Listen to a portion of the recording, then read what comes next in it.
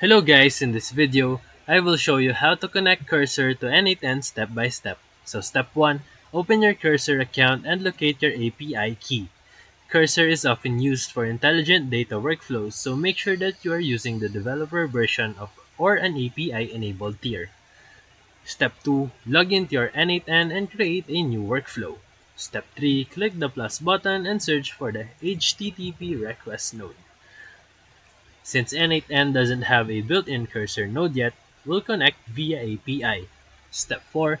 In the HTTP request node, select the method based on the Cursor API documentation.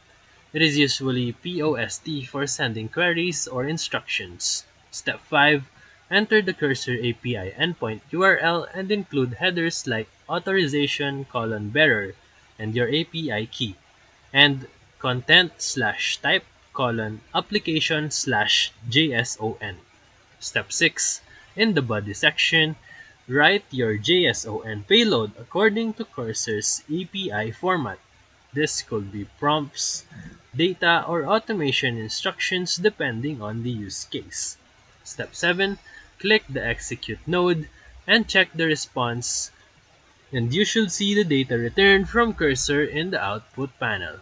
And now your Cursor is integrated with N8N and ready to power your AI workflows. So if this video helped you, feel free to like and subscribe for more quick tutorials, reviews, and comparison videos. Thank you for watching.